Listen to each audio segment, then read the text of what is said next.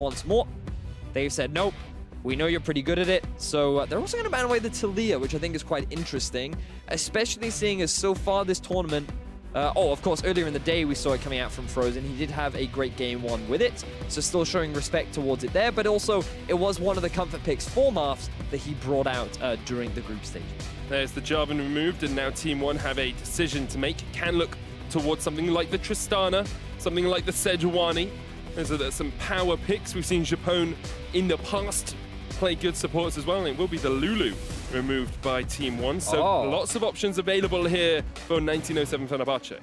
Interesting, interesting. So Zyra Khan still up and available, but if 1907 Fenerbahce go for something like the Zyra, then Team One can go for the Rakan. They can break up the combo. But even then, we've seen they found answers to this combo anyway, so maybe Team One eSports are not that afraid of dealing with it. Interesting that we're seeing a ranged support being early prioritized by Japone. Typically, you would expect either a Rakan or a Thresh to come out as an answer to it, because during the early laning phase, Janna doesn't really do that much other than facilitate the trading power of your AD carry. And both these AD carries have been prioritizing the Tristana early on. So with Vert locking that in for Absolut here, you do have the option to pick up your support. You have a bunch of different options as well, and something we haven't seen throughout this tournament, because it's been banned a lot of the time, is that Forlan Olaf pick. You are very correct. It is a big comfort for him. He does the hover, but instead he chooses to play more for the team rather than for comfort. He will lock in the engage, the utility, the arguably S-tier jungler in the current meta in the form of Sejuani, and Team One already starting to build themselves a pretty solid team fight composition. You would expect their support to come out on the next rotation, or they go for a similar trend to what they did in game one, and they lock in something like the Syndra. Crash will get his Gragas once again. Seen him play that a few times across the course of this tournament. Very comfortable on it, and it will be the Syndra for Fenerbahce here. So they lock that in for Frozen in the mid lane, a very strong mid laner, and makes Team One have to make a choice. Do you go mid pick here, or do you look towards that Rakan in the supporting role? Ooh, interesting, interesting. I feel like they'd be fine giving away the Rakan, because we know Team One, they'd probably just pick another range support in the form of something like a Karma. Perhaps just locking in your mid laner now could be good. And then you have that potential for a counter pick with more mid laners available, and that's what they decide to go for.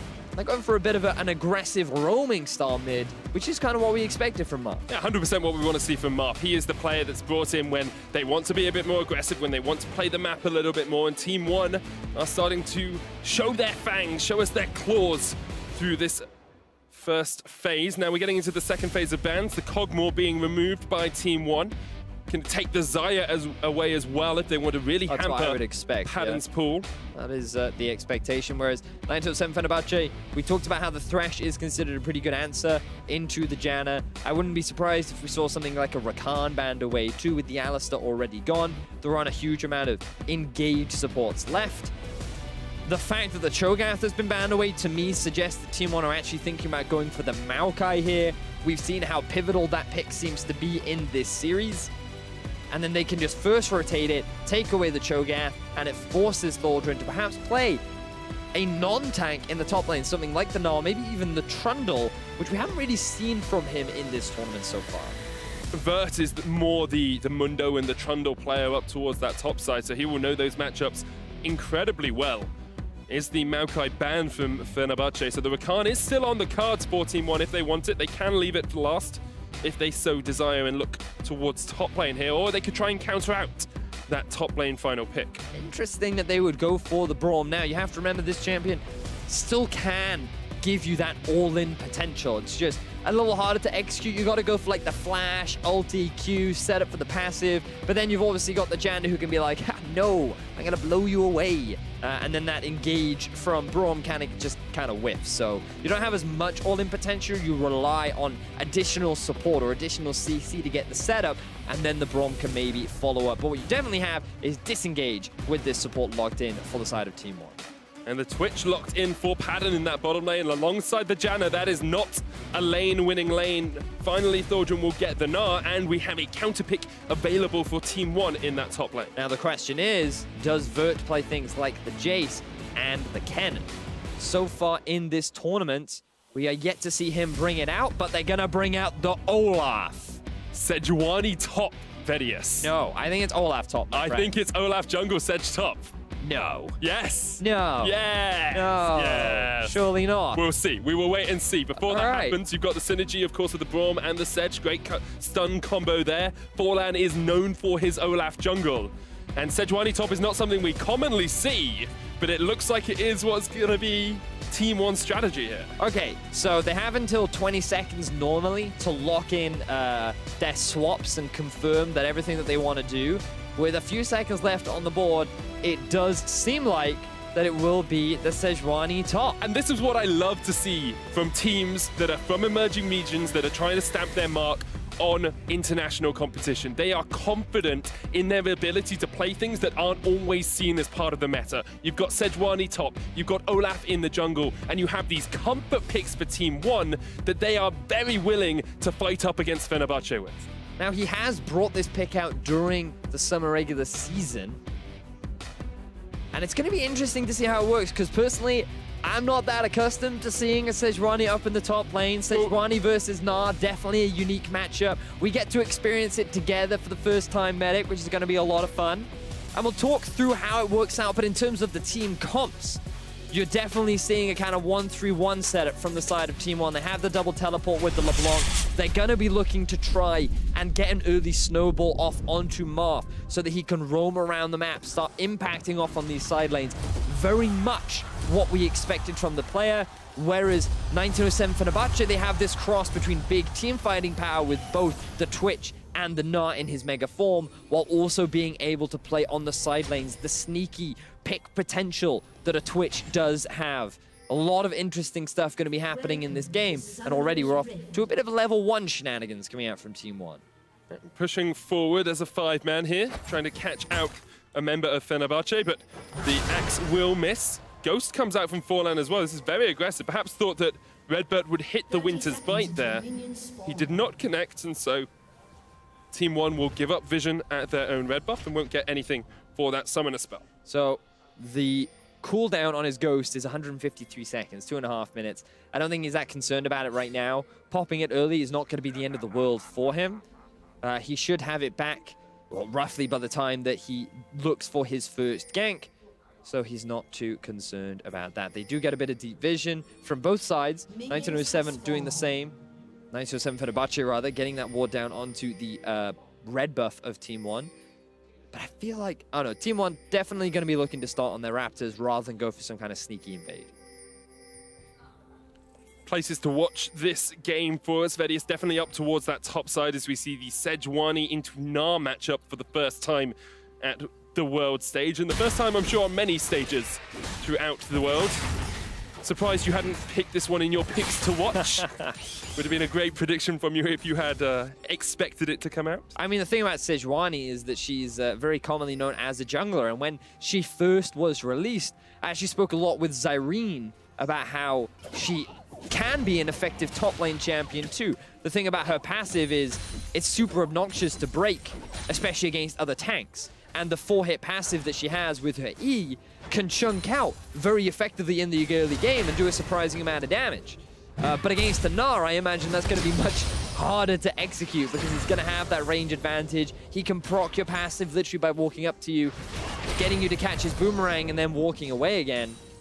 So I think that the matchup should still be in favor of the Gnar. Early levels, it's pretty slow. You don't really push that much. But once he gets things like the Phage, that's where I imagine the Sejuani to really start struggling. But as I said, haven't really seen this matchup before. We're going to be learning together how it all plays out. We'll all learn as we go. We saw some aggressive trading from both the mid laners. Is a corrupting potion on Marth. He's only got 1 stack left of that, and has been jumping into foes, and you have to wonder how warmed up he is as well. Of course, he can practice backstage, but there's a vast difference between that and playing up against someone who was known as the best mid laner in Turkey, the MVP of the split, the MVP of the playoffs, and the best mid laner of the TCL.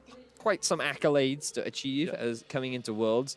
We saw that a lot of the play during the play-in stage was actually focused around Frozen. We already saw in this series how Thaldrin came round to the mid a fair number of times, acting as that pillar that we talk so much about, really facilitating Frozen to be that superstar carry. And I think in this game, there's the possibility for it again. He is playing the Syndra. You can set up a lot of early ganks. But we have to talk a little bit about Crash because he didn't really have the best of game 2. Struggled a lot, didn't have the synergy that we've seen him have before with the team, who was getting caught out by Forlan, who maybe it all just comes back to that early play where Forlan was incredibly aggressive and 1907 Fenerbahce were not able to capitalize. Here he's gone a little bit aggressively. And Forlan will get the chase off, but Crash can barrel away. Vert in. There is the flash. Vert's going to follow this up. Forlan has ghosted, looking for the chase. There's the stun. Crash might be caught out for first blood. And once again, Team 1 secure first blood in the top lane. And just as we were talking about him, Crash, you saw on your screen the differences between game 1 and game 2. His early game impact stagnated, his jungle proximity dramatically dropped, his overall performance just seemed to be lacking. And he goes for a bit of an invade. He wants to try and utilize the early pressure of Gnar, and instead he gets counter-ganked upon. This should not be a surprise now, as every single game, Forlan has come to the top lane to look to try and get a gank onto his top laner. And once again, he succeeds, he refreshes his blue buff, and now he's looking for an invade. Forlan does have the smite. Crash has one of his own as well, so it's just going to be a smite bash. Crash secures it there. Forlan continuing to chase in with that reckless swing and with the undertow. And he owns the jungle at the moment, although Crash was able to secure the Razor Beaks. So Crash, he thinks he's fine. Just stealing away some of the Krogs. He's like, oh, okay, I get hit by the Q, that's fine. Just gonna barrel on out. And then I have to flash, and I'm like, oh no. Oh no, they're actually committing to this collapse. You can see the ghosts also come back up from Forlan. And this was just a big overextension from Crash. He thought that with the pressure top, he would be safe to make this play, but because Sejuani got to the play in advance, it allowed them to get a successful first blood, even though 1907 Fenerbahce are still in the early goal lead, thanks to the CS advantages that they built up in top and mid. Seems to be an age-old story for 1907 Fenerbahce being able to take the advantage over Team 1 in terms of CS, but the lane that we have to look at is bot lane, because Absolut and RedBert have a more aggressive lane in this Braum and this Tristana. Forlan's on his way down as well. There comes the jump in from Absolut as they look for Padden, trying to get concussive blows off. He has gone invis. They're going to Japone instead. There's the stun as he flashes under the tower, and the heal is used as well. A lot of summoner spells, but here comes the LeBlanc. He's on the back end. Marth is right off towards the side of this fight and will take down Japone. Just so deceptive, so deceiving that we didn't even catch it on the camera. And this is very much the roaming mid laner that we expected. The moment he hits level 6, he moves down towards the bottom lane. He was able to get back to mid first because of his TP advantage. So he pushes in mid, he moves down bot with his jungler. He is now off to that early kill that you want to be getting on that LeBlanc. Team 1 off to another good start. And winning this bottom lane as well. Let's have another look at how Japone and Padden get caught out. So remember, the thing about Janna Twitch, not really the strongest 2v2 lane. You have the ability to force all in, or at the very least fights with a Braum. But I don't think Marth needed to flash that. I think he could have just walked up. But he gets the kill. That's what's important. He still gets the kill. Maybe that flash, lack of flash rather, can be punished from Crash. But given that he's already been put behind early, I wonder if he's going to still have the confidence to look to make those same kind of plays. It's always difficult to gank LeBlanc, of course, because she has got the distortion to help her jump away. Padden decided to go for the Relic Shield start here in the bottom lane, so even a weak 2v2 matchup is made even worse by not being able to have those aggressive stats. Marth once again jumps in. Frozen tries to knock him back, but just trading mana in the mid lane. And I'm glad you highlighted that as well, Medic, because when you're sitting in lane with a Relic Shield and Berserker's Greaves, and then you look across the board and you see, that is a Yordle with a big friendly sword. You're a bit like, this kind of sucks. It really sucks. And that means that they're going to lose so much pressure in terms of the 2v2 that now Team 1 will have so much more control over the Drake. They have the ability to set up for dives as well. And the only the only bright side, rather, for the side of 1907 Fenerbahce is that Thaldrin is dominating this 1v1. I did wonder why you'd actively pick something like a tank into the Gnar. And I think what we've come to identify is the matchup pretty much plays like every other tank matchup. The moment he gets Phage, the lane gets very, very difficult. But that's okay for the time being. He is behind in terms of CS, and once again, we see a collapse here from Team 1 down towards the bottom side. The teleport is going to come in from Vert as RedBert goes in onto padden. He's gone invis, but they're still looking for this kill. Glacial Prism will connect, and Japone is going to be the sacrifice as padden escapes. Team 1 once again collapse. And this makes me really happy, Medic. And the reason why is one of the big narratives that we as a broadcast team have had for 1907 Fenerbahce is this bottom lane is a place that you can abuse. It is a place of weakness for the side of 1907 Fenerbahce, simply because usually in the 2v2, they pick these weaker matchups, they concede a lot of pressure, and if you just send multiple members down, you can get early towers, you can snowball the game quickly. And what Team 1 have adapted with what we were talking about earlier on, they pick the roaming mid laner. They choose a player who is much more about making plays on the side lane, and they are successfully shutting down this 2v2 in the bottom lane. They'd already set up a ward, as you can see in the Krugs. Marth had roamed down again because he knows the back timing of the Syndra. The moment that Frozen is back in base, that is a big window of opportunity that Marth uses to make his way down, and they get a successful kill and first blood tower once again. And that allows them to get Vert out of this lane as well. He's losing this lane pretty devastatingly, but you can now bring Absolut and RedBert up towards the top side. You continue to open up the map, and Team 1 take the early aggression, take that early step forward once again. They're doing even more this game, bringing Marth in, saying we want a playmaker, we want someone who will roam around the map, and we need just a little bit more aggression because we think 1907 Fenerbahce can react to our protect the AD carry composition. Now, 1907 Fenerbahce, they still have a strong Syndra, Frozen. Marth's okay.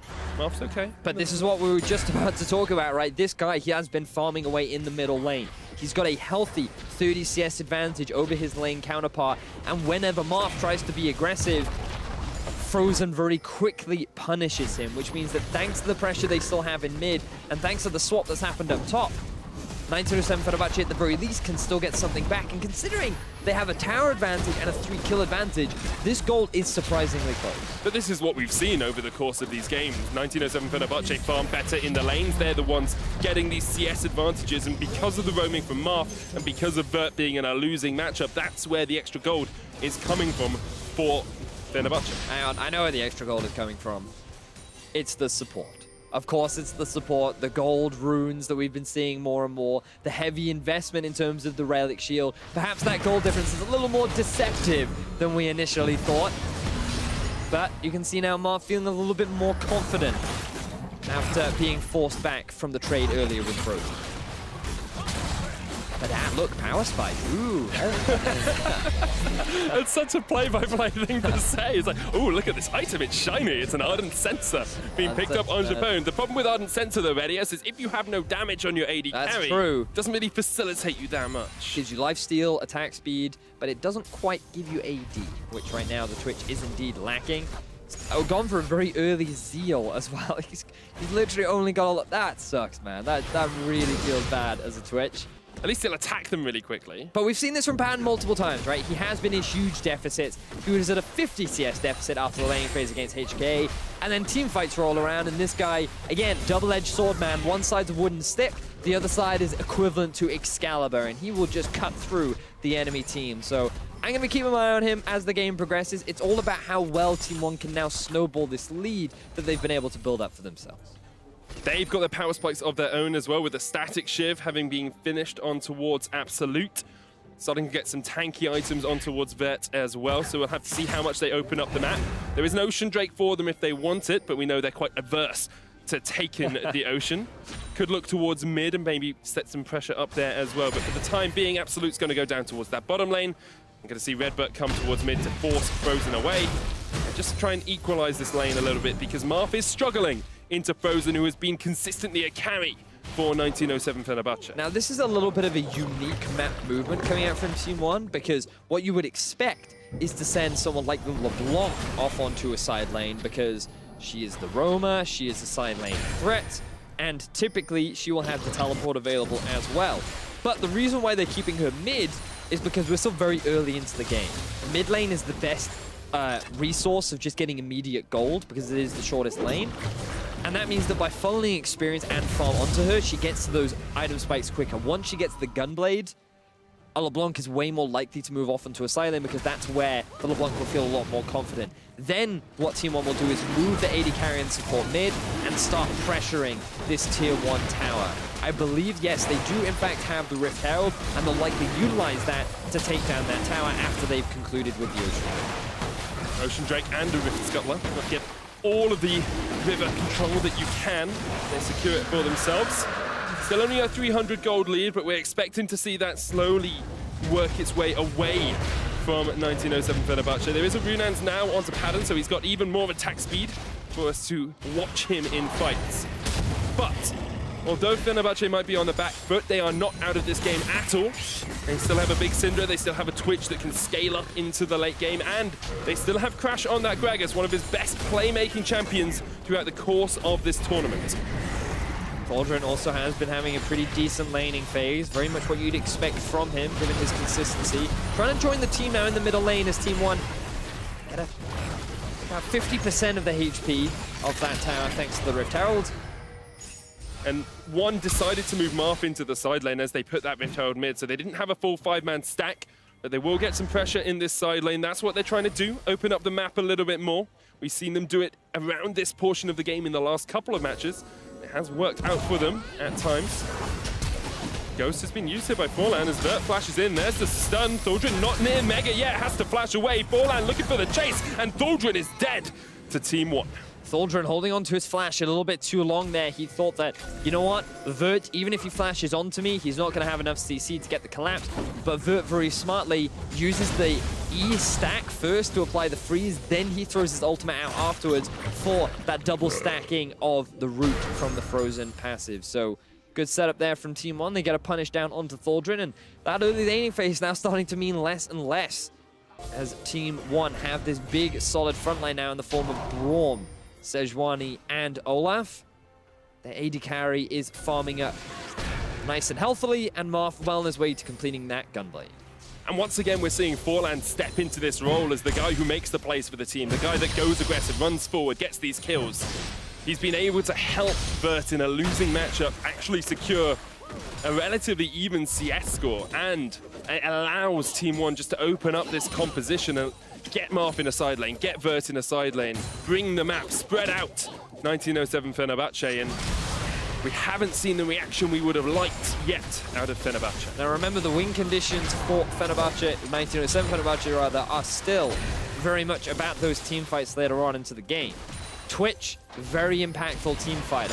Gnar, in the mega form, can make that game-changing ultimate that can swing the fight very dramatically in your favor.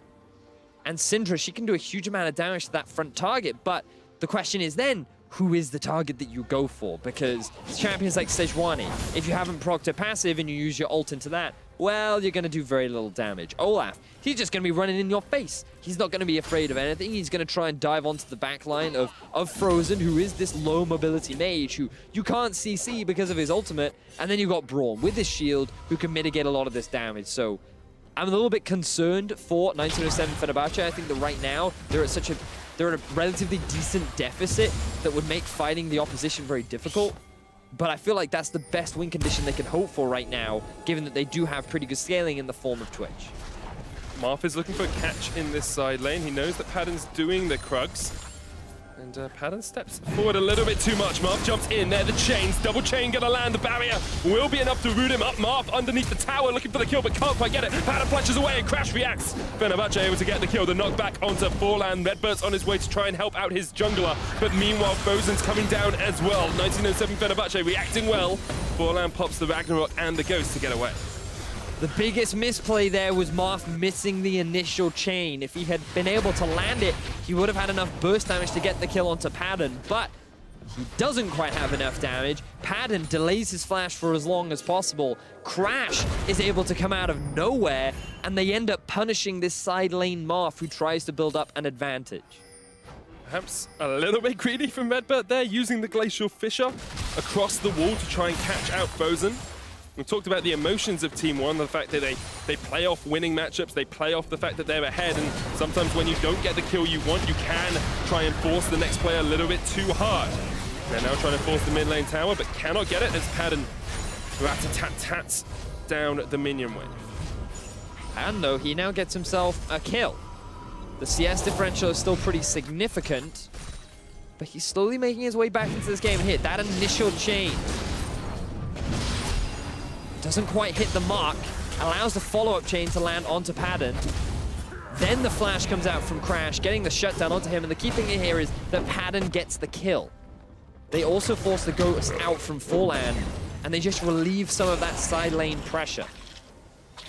Very small win, really, for the side of 927 Fenerbahce, because Team 1 still get that mid-tier 1, but the fact that the gold is still so close, even though there's such a big tower advantage in favor of Team 1, means that 927 Fenerbahce, I can't count them out just yet. I feel like that they're still in a very healthy position for the most part in this game. I love that. I love watching people chase the shadow. Just, I'm going to get you. I'm going to get you. And then just runs into the wall. Thaldrin realized that that was a shadow a long time before. Vert doing okay in this lane now as well. And Fenerbahce are a team that are so used to playing from this sort of position. Ever so slightly behind in gold. Still with a strong team fight. We've seen how powerful padden can be, how good Crash can be on this Gragas as well. You cannot ever count them out as a unified lineup. You can't count out Frozen as an individual star as well. He is one of the superstars of this team. Won't quite get the damage down. Meanwhile, on the other side of the map, oNe trying to take a little bit of a Barney. Vert getting forced back by Thaldrin, who has the Mega coming up. Doesn't want to jump in. Frozen did move towards the bottom side of the map, trying to get a pick down onto Marth, but now he's already regrouped with his team. There's no TP on top of Frozen, and they're all heading towards that Baron. Medica has just spawned. We know how Team 1 was so quick to make the decision to go for it in Game 2. Their eyes are set, and 927 Fenerbahce, they're still slow to react. They have to react because at the moment Team 1 with a 1-3-1 comp with those double teleports will utilize this Baron to great effect. Crash in the wings, waiting for his opportunity to jump in, but he's knocked back. 1,000 HP, the Baron goes down to Team 1. They jump out the back, they'll sacrifice Forlan, but 4 members will get away with that Baron. And once again, Team 1 sneak away the Baron. 20 minutes into the game, no hesitation. They see Frozen in the bottom lane, and they punish it. The teamwork coming out from these guys, and the calls from Forlan to go for the Baron, take the risk, and make the gamble work is what allows this team to catch 927 Fenerbahce by surprise once again. Fenerbahce trying to take what they can from that loss. They will get 2 towers in the mid lane. They even out that gold score. But it's so even, man. But Team 1 now have the opportunity to really spread into these side lanes, really utilize this double TP composition. So again, look at the minimap. You can see the Syndra still in the river. It's difficult for 927 Fenerbahce to get the fight, but also the fact that the Braum shield just soaks up so much of the damage coming out from the spray and pray. It means that 927 can't get into the pit, they cannot commit to the objective, and Team 1 walk away with the Baron, and as you rightly said, on their split pushes, which is so important when utilizing this objective. You've got an Infinity Edge and a Static Shift finished on your Tristana as well. She will melt towers down. That's the first turret that's fallen alongside this Baron buff, and there's a Dragon on the cards as well if they want it. It looks like it's going to be an Ocean. Forlan going to secure that one for the team, and Team 1 are showing us why they can put up a fight against these higher level teams. They struggled in their group. They weren't really able to overcome Cloud9, but here against Fenerbahce, they are showing us just how strong they really are. Fenerbahce probably showing us some of their weaknesses as well. Padden forced behind in lane, slowly catching up a little bit here. This all the time though, man, every time. That's the thing about Team 1. They have done a pretty good job, but when you have to go for a gambled Baron, that's not the most reliable way to take advantage of your lead, but you have to praise them for recognizing an opportunity and taking it. This team, they did it in Game 2, they're doing it again in Game 3, and now they're grouping up bot, and they're looking for a fight. Knocked back onto RedBert. Crash will get stunned up with concussive blows. He's down to half. Japone trying to keep him alive. He will survive for the time being. As now Padden just opens up that spray and pray. Marth jumps in to get the kill on Crash. And that is exactly what you want from your aggressive mid lane. Bit of a questionable decision there from Crash to try and engage onto 2 of the tankiest members of Team 1. Teleport still up for Vert, and now you can see he's back at full health. They're waiting in the base to see if they can go for a re-engage. Some of that synergy lacking between Crash and perhaps the rest of his team. He was looking to bring RedBert, to bring Vert into the squad and perhaps be able to burst one of them down, but they just don't quite have the damage yet. Frozen is still sitting on that unleashed power though, and with a finished Liandry's and Morellonomicon, he will be able to melt through a target if it's one of the squishier members of Team 1. Double adaptive helm completed as well for Team 1. Gonna help against the Syndra damage, along with the on-hit damage, funnily enough, from the Ornn sensor. Very minor, but it's there. Also, you'll see that the Banshee spell has been completed by Marth. He's in a pretty significant CS deficit, but it's going to be really valuable, especially when he looks to try and make picks like this. Now, you can see that engaging onto, again, a Braum and a Sejuani when there's a Tristana just sitting at the back, dealing free damage is probably not optimal, and Crash melts so much faster than Vert does that padden, is not really able to get a kill. Then Marth just comes over the wall, gets a very quick pick. But unfortunately, it doesn't really result in any objective. It's just a single kill. And you could argue that Crash's life is what allows 907 Fenerbahce to keep the tower alive, which is great. But at the same time, he did just kind of give away his life, so. But it is a weakness we've seen from Team 1, which is the capitalization on having this sort of minor lead. When they're miles ahead, they can win the game. But when it's only about 1,000 gold or so, they got to take risks. Yeah. They are a team that likes to take risks. We've seen 2 20-minute Barons from them. We've seen some very aggressive plays from Forlan. That's the sort of thing you want to see. Marth and Forlan duoing, combining, getting some aggressive plays off into the enemy. The Sejuani top so far has been working out pretty well. I love the way that they sent all 5 members to the bottom lane. They were like, let's get him out of the top. Let's just send him bot. We'll get an early first tower. And Team 1 have maintained control over the majority of the map. But again, 1907 Fenerbahce, they're still scaling up. Frozen has been doing very well in the mid. 25.5 minutes into the game, 256 farm. This guy is, in fact, ahead in gold over Marth, who has 3 kills. And that just goes to show everyone at home, even if the enemy mid laner is snowballing, you can still have value as Frozen now getting collapsed upon. Marth trying to get the damage down. Here comes Forlan running in with the Ragnarok as he tries to roll over Frozen, and that will be a dead Syndra. The unleashed power not enough to take down the Olaf in return. Classic caster curse. The moment you praise a player, he gets caught out. And now with him dead, Team 1 could look to try and take the top tier 1, but very quick response from 1907 Fenerbahce, and then Team 1 respond themselves. Absolut and RedBert just sitting in the mid lane. We said we wanted to see Marth and Forlan be aggressive, and because they are aggressive, Absolut and RedBert able to get a trade off. Vert is just trading straight into Thaldrin here. Thaldrin's meant to be the rock of this team, and he's getting collapsed upon. He's getting taken out by Team 1, and Thaldrin, when your foundations collapse, your team collapses. Fenerbahce needed him to be solid. At the moment, he's looking anything but. Thaldrin has not had the same sort of impact in Game 2 or Game 3 that he was able to have in Game 1. We looked at him as being one of the players that really sets up his team for success, truly being that catalyst. And we're seeing the struggles that 1907 Fenerbahce do have when he's not in a position to do that. They don't have that same synergy with their jungler like they normally did with Move. Japone and padden normally play this more reserved style in the bottom lane. So many expectations are put on Thaldrin to be that key player, and now he's 1 and 2. He's playing the Gnar. He's not a big split push threat right now. He's on a potentially big game-changing teamfight champion, but I don't know if 1907 Fenerbahce are really in a position to teamfight, especially now that Team 1 have built up a pretty significant gold lead. 3,000 gold ahead with Baron up in only 9 seconds. They can set up vision around it. Want to see these control wards. They've got 6 of them in their inventories. Want to see those used. And they've got great deep wards in the base of Fenerbahce, or just outside the base of 1907 Fenerbahce as well. Love the play coming out from Team 1 so far. These guys, again, were not expected to be the favorites in this series. Many people touted that the Turkish representatives would be the ones to overcome Brazil.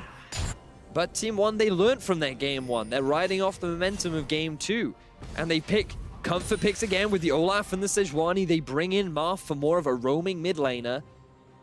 And they're just looking confident. They're looking strong. And now the pressure's on 1907 Fenerbahce to truly find a way back into this game. And maybe they can get one big fight. That Twitch is on 3 items. He does have an on sensor. He could be exactly what the team needs. He could be the hero to make up for the lack of foundations. It's what Padden has been throughout this tournament. His fighting in teamfights is so exemplary. He actually has a KDA in teamfights of 11.5, a devastating number. But Crash now once again is at that front line. He's getting collapsed on by Team 1. There's the Glacier Fisher. Absolut is going to jump forward as well. Bert looking for the flank, the knockback onto Frozen. Crash down to half, but he's surviving for the time being. Bert runs in with a Righteous Glory. That's a quick pig, and Crash goes down so low, but manages to survive. And now Bert is knocked back. Forehand from the side, but Bert will be the first to fall. Marth is in the bottom lane here. He teleported down to that lane. He's looking for an in here. Now, normally what you'd expect from Team 1 is their good ability to utilize side lane pressure. They commit a little bit too hard to that fight. They see blood in their eyes. They think we can punish Crash once again. He has been one of the big weaknesses for the team so far in this series, but he baits them to overstay. They're able to get a kill down onto Vert, the big tanky frontline in the form of this Sejuani, and they're able to get themselves a kill back. So keep your eyes, look, you can see Crash. They want to try and shut him down, but the positioning of Padden is key. You'll notice him just sitting on the back line, no real threat right now. He has the support from the Janna as well. Yet he doesn't quite unload the spray and pray just yet. But once Vert flashes over the wall, that's when he knows he can start to unload. That's when he knows they can get the collapse down. But again, unsurprisingly, Team 1 are rushing for this Baron. They know Thaldrin's down towards that bottom side, but they do need to be cautious because, of course, Marth does not have his teleport.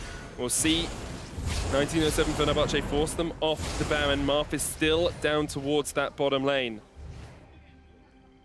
We've seen Fenerbahce come back from deficits before. So many times against Hong Kong attitude through their play-in matches, they were behind. They were 2,000-3,000 behind, and catches like this is what could win them the game. Vert caught out by Crash and by Frozen, but Forlan is looking for the chase in here. Marth is on his way up. Here comes the TP, and Forlan's overextended and knocked back onto Vert as he jumps across the wall. But Japone's going to flash forward. Absolut's still alive. Japone as well, but here comes Marth from the backside. Can't quite kill the Janna. Thaldrin's looking for the chase onto Bert. Team 1 still running away. They have to escape. Crash has a flank, but instead they're just going to go for the Baron. The jungler is dead. There is no smite on Team 1. They go for this risky play, and they're not prepared to answer the aggression from 1907 Fenerbahce. Let's see if Marth can stop this. Marth jumps in onto Frozen. The root lands, but there's the cleanse. Absolut dodging around the side. There's the Baron. Goes down to Fenerbahce as they look to engage onto Marth and Absolut. The flash away. The Buster is great. And Absolut and Marth will be able to survive the knockback, the scatter the weak. Marth jumps across the wall with that flash. Team 1, they're just not willing to give anything up, but Fenerbahce do secure that Baron. Team 1 have had such great control over the majority of this game, but they go for a Baron, and Vert makes one bad decision. He goes over the wall without vision. Forlan then commits. He thinks that we can fight 2 versus 4, and he gets obliterated. Frozen is still strong, level 16 on this Syndra, and he just rips through that front line. Absolut isn't there, Marth isn't there either, and because they go for this bad fight, it allows 1907 Fenerbahce to be the ones to punish the mistake. They're the ones that now get the Baron, and now you have to move your eyes back to Padden. This guy is now working towards his 4th item. This Twitch is getting to that late game stage where you start to shake in your boots. He has the on sensor on the Janna. He's going to be extremely difficult to kill. And the team fights are starting to look like they will go in the favor of 1907 Fenerbahce from this point forward. On the other side of the rift, however, you do have Absolut on a 4-item Tristana. You do have strength. You've got 2 Knight's Vows there as well. You've got a big LeBlanc 50 CS behind, but the further you get into the game, the less that CS matters. As the gold is pretty much even between these 2 teams. Fenerbahce get themselves a Cloud Drake and are looking to secure a tower as well. They are 2 turrets behind, and Team 1 are just going to have to try and hold on to their base for the time being. Team 1, they're still at a healthy gold point. As you rightly identified, they're still very strong. This game is by no means over, still very, very close. It is just 1907 Fenerbahce that have the pressure, thanks to the Baron that they've been able to pick up. Let's see how well Team 1 can hold as the siege begins. We have to see how well the big players can step up for both teams. Look at Thaldrin, look at Padden for 1907 Fenerbahce, look at Forlan and Marth. They're the ones that make the plays. And Thaldrin's going to jump in, looking for that mega. Can't quite get it yet. The inhibitor tower, the new target for 1907 Fenerbahce, 2,000 gold lead. And they are unrelenting, unwilling to give up the pressure that they have exerted on Team 1. Look at how difficult it is for Marth to get onto a flank. There's so much vision off onto the side as well from the side of 1907 Fenerbahce, because they know that Marth doesn't want to engage head-on. That allows Frozen to just nuke him out of the fight, especially with his Banshees now gone. The team regroups, they're going for a siege. Straight onto Frozen, the unleashed power comes out, Marth down to half, but Frozen's low as well. Here comes the Glacial Fissure, they've caught onto Crash, and once again, he's a bit overextended, but a Great Monsoon will knock him back. Team 1 unwilling to stop this pressure, Forlan knocked back. He will survive for the time being, as will Bert, but now Fenerbahce trying to turn this one back on its head. Marth with a flank, can't quite connect. And the inhibitor tower remains standing. But so close, such clutch fights. I thought Crash had overextended. I thought he was gonna die, but then Japone was there to save the day. Team 1, they couldn't quite get onto Padden either. They tried their very best to shut him down. Forlan soaking up the brunt of the damage, but neither team ends up dropping. Team 1 with a great base defense. They hold on to their tower, and now the game resets. The Baron is gone. 2 hyper carries on both sides. Big tanks on either side, but the biggest difference is this unsensor on the side of 1907 Fenerbahce, but also this mid lane assassin in LeBlanc. She becomes so much harder to use as the game goes on, because if you can't find that opportune flank, if you can't get onto that key target, your value in fights is significantly less than that of the Syndra. And this is the moment a substitute proves their worth. This is the moment where you say, Marth, we brought you in for this game. We brought you in to play this LeBlanc, to play this assassin. We brought you in to do a job, and that job is to kill the enemy backline. And if you can't do that, you are not worth bringing in for the next game. Wow, that's a little extreme, Medic. If he can't do his job, get out of the kitchen. Gonna mix all of my metaphors there. All right, okay. Perhaps it was slightly extreme, but in my opinion, if you're brought in to do a job, you don't do that job, don't deserve the I role. think you got to bear in mind that he did have a great early game That's too. True. That is true. That's part of his job. He did part of his job very well. Yeah, I think his job gets a lot harder. And you're right, they did bring him in. He is put on the responsibility of playing this LeBlanc, and eyes will be on him in these later game fights. But I think it's important to remember that it's hard. It is very hard to play the LeBlanc in these late game fights. So we'll see how he does. Right now, he's off on the top lane. He's aware of 1907 Fenerbahce grouping up in Team 1's jungle. Knight's Vow used onto Padden as well. Here comes the teleport in by Vert. They're looking for the flank. Forlan going in with the Righteous Glory. Marth down to half. The Unleashed Power does not take him out. Here comes the counter TP from Thaldrin, and now Team 1 have to decide, do we dive? Do we go in? Do we risk our lives in this final fight? They say yes, they go for Padden, but Forlan is already dead, as is Vert. 2 members of Team 1 down, and 1907 Fenerbahce are able to get the kills. Team 1 a little uncoordinated there. They weren't sure if they wanted to commit or disengage. 5 members of 1907 Fenerbahce and now onto this tier 2 tower, and they could very well break into the base of Team 1.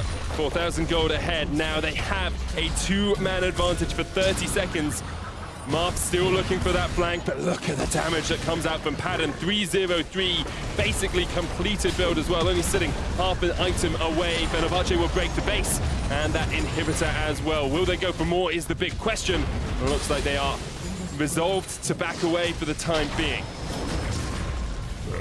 Padden. Here we go. On to Absolut. He's the team fighting god, but RedBert puts up the wall and says, you shall not pass. He flashes away. The Glacial Fissure will knock out Padden, and Absolut and RedBert will not quite survive as he gets taken out at the end. They might want to try and end the game right now, Medic.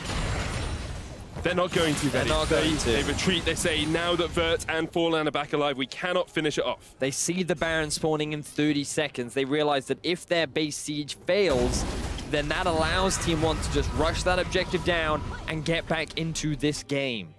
We have to backtrack, because remember that it was Team 1 in control for the majority of this game. It was Team 1 that were finding these great picks. But Marth, he is not the same LeBlanc that he was 20 minutes ago. This guy tries to go for a pick onto Padden. Things looked great.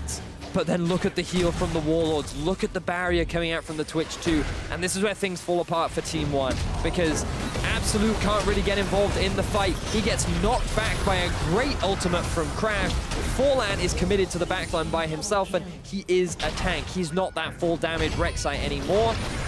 and he ends up dropping. So 1907 Fenerbahce have been finding these consistent fights, but at Team One, they're going aggressive once again. Going for the flank once again, onto Crash, looking for that stun, can't get it. Knocked back, padden with the flank, look at him, he's the team fight god, he's the carry for this team. Forlan is shredded down, he dodges the Glacial Prisoner, padden is a god, goes unstoppable, kills the Olaf, and is now looking for that mid lane in hit. Excalibur has been drawn, and he is cutting his way through Team One. Padden comes out huge in these final fights, 5-0 and 3, and they've got their eyes on the base of Team One.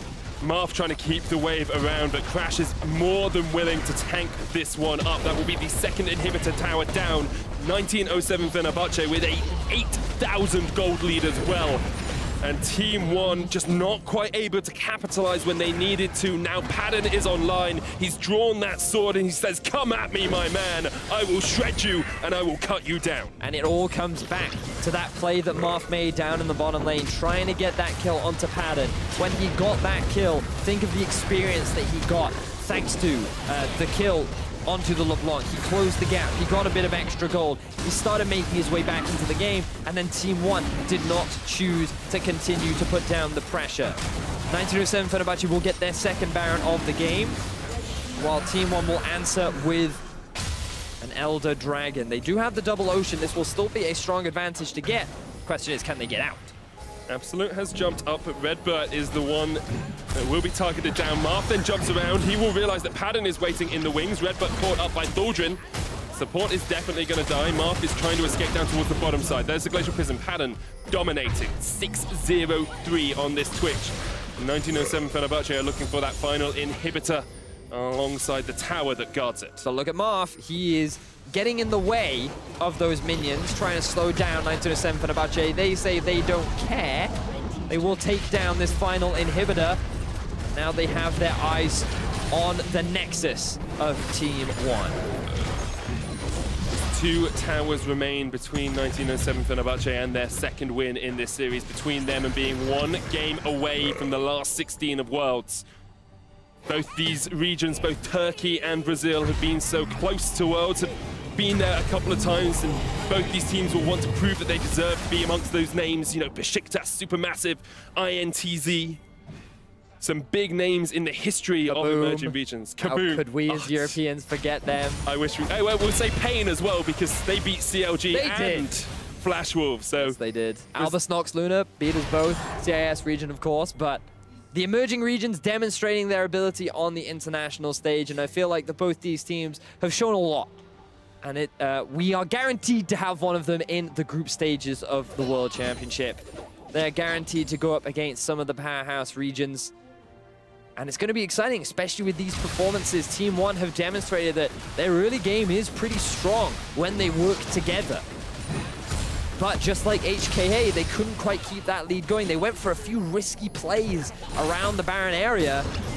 And 1907 Fenerbahce have been that team that have successfully punished those mistakes. And now there are only 2 Nexus towers, along with a Team One team standing in the way of that Nexus as they go for another fight. Once again, onto Crash. They will slow him down, but Thaldrin's there. The Gnar, that's what you want from your foundation of your team. Padden opens up, he's spraying and he's praying for more kills. It's a double for him. 1907 Fenerbahce will flash in for these kills. Marth forced back to the fountain, Bert forced back to death. And now 1907 Fenerbahce can close out this game. The quadra kill, but Padden, give him his second penta of Worlds. He doesn't get it, Japone steals it away. There's a kill secure for you, Vedius, as Fenerbahce secure the Nexus and secure a 2-1 lead. The smiles on the faces of 1907 Fenerbahce. They wanted to give him the penta, but Japone, he did do a lot of work this game, and he said, you know what? I deserve some of the credit too. That's what supports do, you know? You do all the work, you don't get any of the credit. Sometimes you just have to take away a penta on the fountain to close out a game. But such credit to 1907 Fenerbahce. They fought a long, hard slog to be able to come out on top of that game after Team One looked pretty dominant early on. Very back and forth series. Things were looking great for Team One. I felt like that it was going to be difficult for 1907 Fenerbahce to be able to come back. But the moment they saw that first Baron go down again, they were like, we're not going to let this happen anymore. They were able to answer the second setup of the Baron from Team 1. And then Virtus, he went over the wall. He wasn't expecting an entire team there. If Forlan had just left, they would have still had that jungle threat. Maybe they could still go for the seal. Maybe they could still even challenge the Baron. But because he commits as well, because you send 2 members into 4, 907 Fenerbahce have just said, well, okay, we'll take the free kills, we'll take the Baron. And you have to give credit too to players like Frozen, who even though Marth was roaming around the map, getting a lot of kills, he was always staying up on his farm. He was making sure that the gold was close, thanks to his ability to just keep up in the CS game. And just across the board, Fenerbahce as a team just unified so well as they came later on into the game, played their composition very well as well. We're going to send it over to the analyst desk to hear about how 1907 Fenerbahce brought this series to match point. Medic, they came back hard. They came back swinging. I think it's safe to say that Fenerbahce were pretty impressive, honestly, coming back in a game where Team 1 were in control for 90% of it. Yeah, credit where it's due for them to come back and hit those team fights. And ultimately, they put themselves in a position where they may still lose the lanes. Marth was everywhere on Summoner's Rift, but Fenerbahce still came back. They still team fought exceptionally. They got to those item break points. But now the thing that we wanted to talk about coming into this is pick and ban, because once again, a lot of different things. We have left reality. We have entered the world of the off-meta. It's a very scary, dark place, but we have arrived. We have the Janna first pick with Zyra Khan up, untouched in the pick ban phase. We have Sejuani flexing up into the top lane versus a Gnar, so you can put an Olaf in the jungle. Sejuani ends up losing that lane, down 50 CS or so, despite getting a gank early. We're in a weird spot.